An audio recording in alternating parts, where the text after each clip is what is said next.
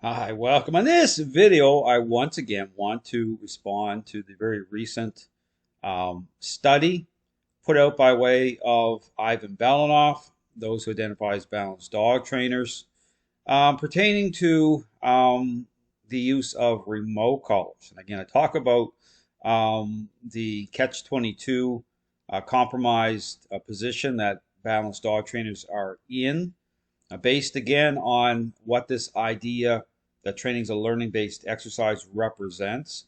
In terms of the role of influence by way of a dog's decision-making process. And again, I talk about the role of influence by way of intercepting dog's state of mind as by way of a express state, as control is manifesting by way of the relationship, versus those again who align with this idea about again using motivating agents to change focus as control is manifesting. Again, talk about how that sets up a problem, okay, by way of perceptive dogs not changing based on the fact that influence does not align to this process. It does not come in the right way at the right level.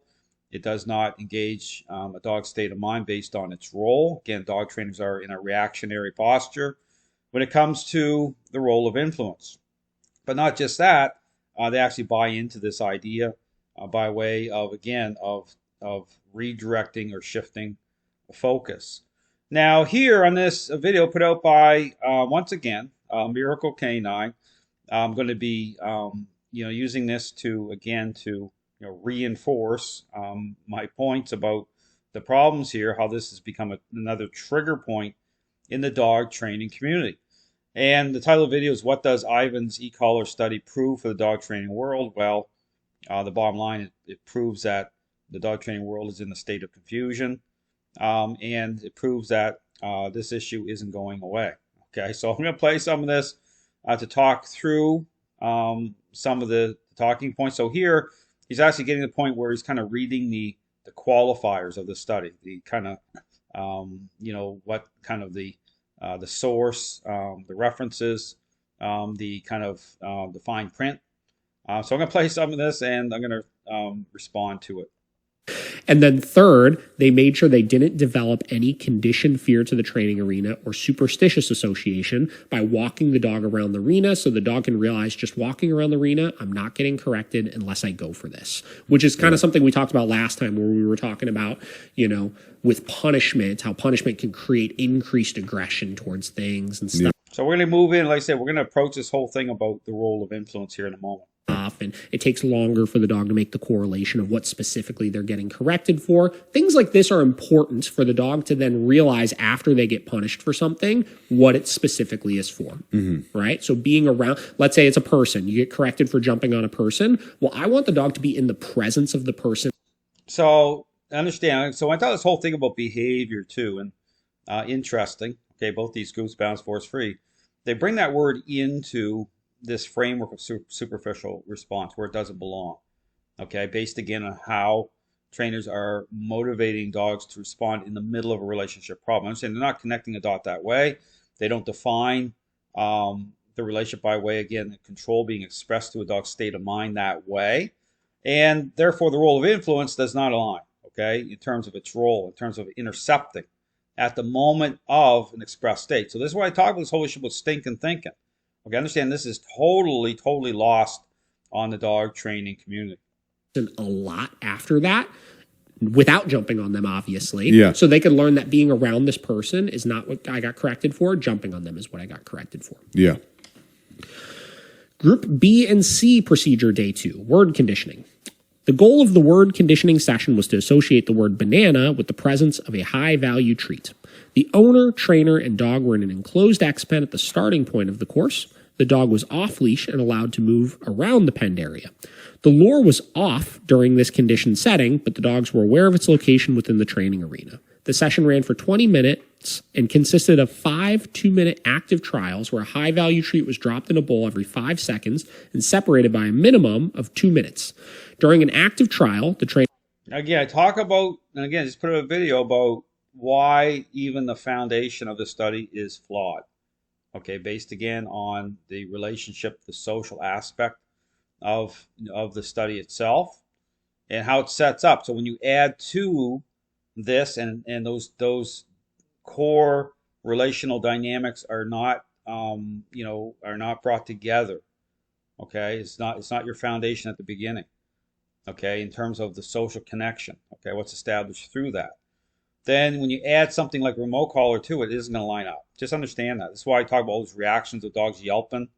Okay, you can go back to the Jeff Gellman, the startled reaction from the dog. You can watch the video I did on that. But I talk through all that. Okay, so understand that the whole foundation is flawed from the beginning anyway.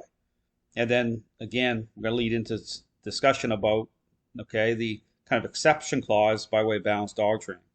Trainer said banana, then dropped a treat in the metal bowl. So they're conditioning in that word, no different than you'd condition in a clicker or a positive marker. Group B procedure, day 2, session 2. The second session of day 2 was the first day of training with the lure course. The goal of this training was to utilize the conditioned association of banana and the presentation of a treat to reward the dog correctly moving away from the lure. The dog only received the food reward if it correctly responded to banana and went back to the start position away from the lure.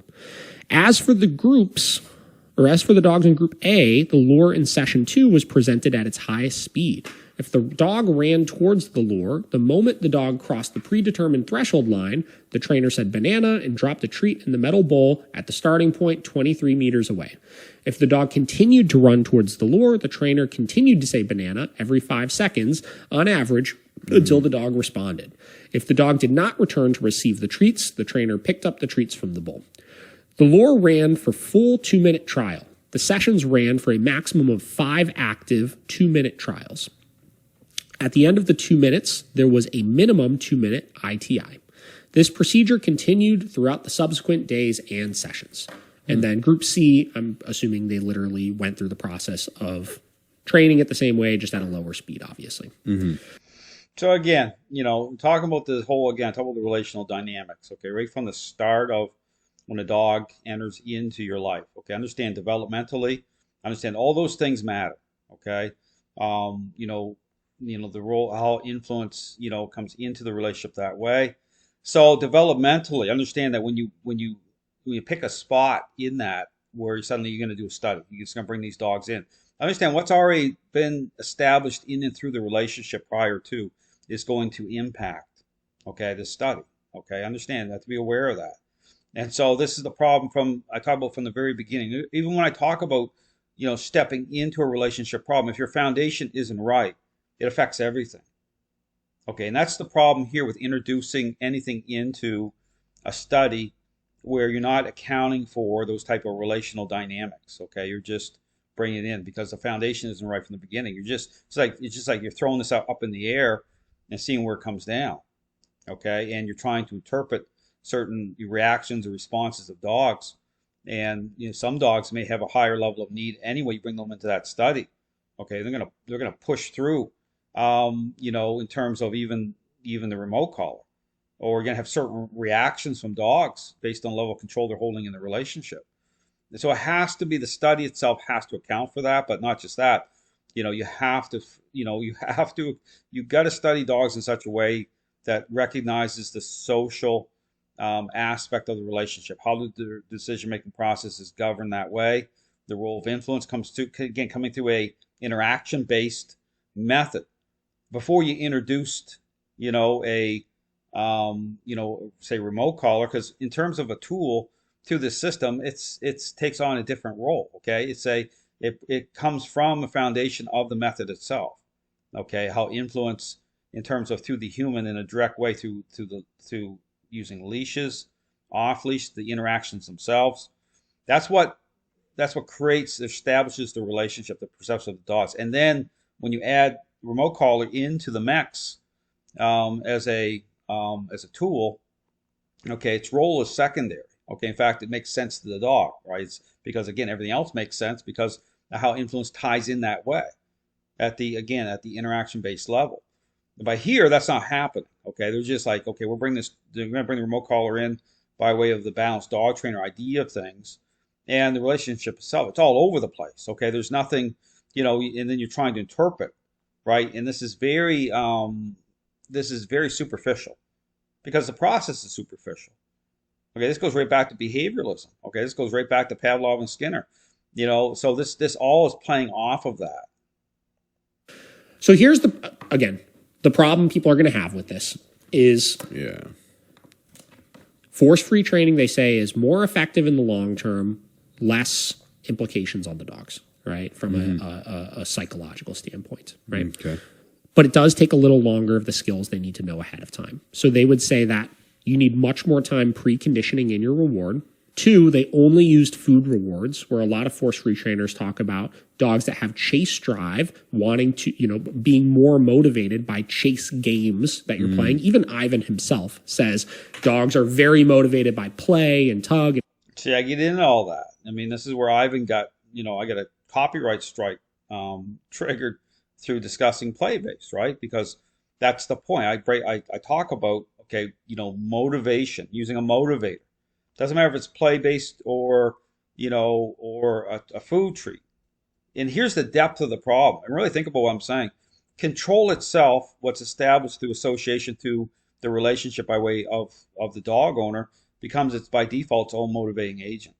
Now, how you want to see that, and again, this is the depth of the problem here, is in terms of, you look at the parenting style, look at the permissive parenting.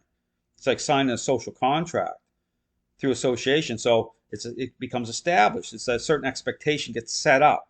You do A and B, you get C. But then, through the permissive parenting style, based again on what that parenting style represents, I talk about those core ingredients, influence and control, just like parental influence, how that's established. Those are missing anyway. So it's like it layers up that way so that you have, if it just becomes just about superficial response, you're in trouble. Okay, and see, that's the problem in the dog training world, because it's not just about a food treat or even using play. The fact is of what that represents. Once a relationship problem is underway with a dog owner, influence needs to come in at the way in which it's going to generate what needs to generate, okay, to reverse course. Okay, it's got to go into a power place type of situation. And that doesn't happen through this idea of things. It will not do that with the majority of dog owners out there seeking help. I talk about that. So, you're going to see so understand that it's, the relationship itself becomes its own motivator. Yeah, once it hits a certain level, then it's like, it doesn't matter. You're in trouble. You're in trouble. And it's more powerful than food rewards and stuff. So why would we not utilize a much, much higher motivation to the dog in the form of tug or something like that? Right. And here's the other issue. And then think about what the trainers are focused on. I'm not focused on the sit down, come and stay the way these trainers are. I don't motivate responses that way to achieve that type of response. It's the interaction. Okay. It's the interactions themselves. That's my focus by way of those core ingredients. The agreeableness within those interactions. See, I'm dialed in totally different than these trainers. To try to elicit a stronger response of coming back to you. And then 3, management of not allowing the dog to actually get all the way to or interact with the lure, and instead utilizing a leash to keep them away from it while you try to get them to engage with the thing that you're holding. So I would say they would say that you could probably set this up in a way that increases the probability that the force-free approach might work, but it's going to take a heck of a lot longer. See, there's the thing. You can't see, balanced dog trainers can never escape it. Okay, see, it's always this thing, the exception rule. Well, force-free, can work, right? I mean, because they bought into the big lie that trains a learning-based exercise. This is why you see these balanced dog trainers on there trying to, employ certain concepts such as counter conditioning.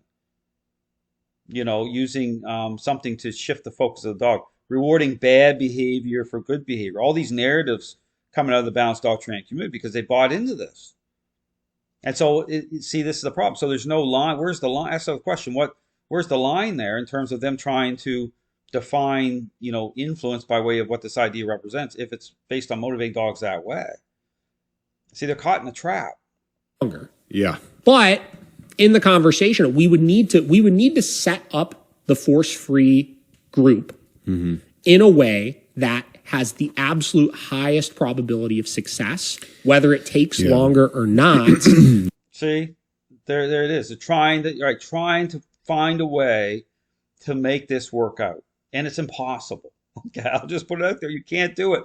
So this is the trade-off situation. Understand? I talk about there's no wiggle room here. Understand that. I make it very clear, and this is what upsets so many in the balanced dog training community with the information I'm putting out, saying training's not a learn-based exercise. There's no way out of this. And the problem is it's deceptive because if you're, again, I talk about influence coming into the relationship. And so, there's that take your legs out type of situation where, I could, the dogs I personally interact with based on, influence coming into the relationship, how I'm interacting, I could be aligned with its ideology at a certain level and get away with it. Okay.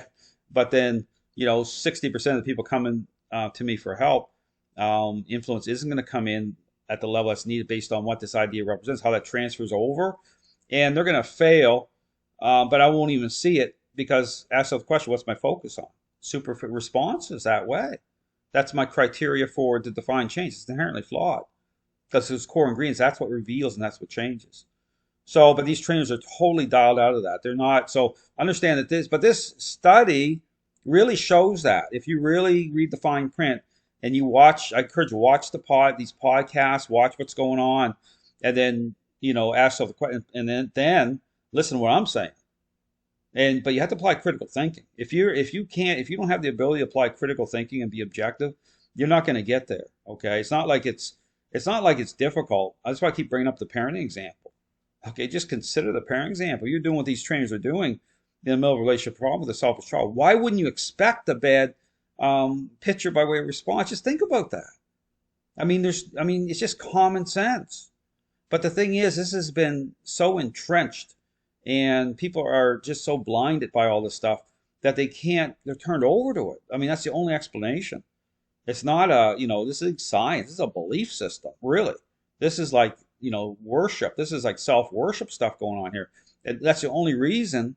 There's no other way you can explain why people just won't shake loose from this stuff. And then look at the dog training world. I talk about that. And go watch the debate I did with, Miracle Canine. I connect the dots. People don't like that because it's the truth. And it brings you into that situation. Now you got to confront what the truth is, because understand the truth is here. People just threw it out in the street. By way of behavioralism. They threw it out in the street a long time ago. And now this study, what a joke that is. It just shows you, right? Just read the fine print. And so it's just desperation. It's balanced dog trainers saying, we're going to try to make this work somehow. But they've been playing both sides of the fence from the beginning. Understand that they're complicit in this. They've played the game. So this is the problem. So they're in this situation they can't get out of. So it is what it is. It's just going to keep going and going and going. So anyway, check out the information I put out, very specific about not just the problem, but the solution by way of a intentional interaction-based approach. Thanks for watching.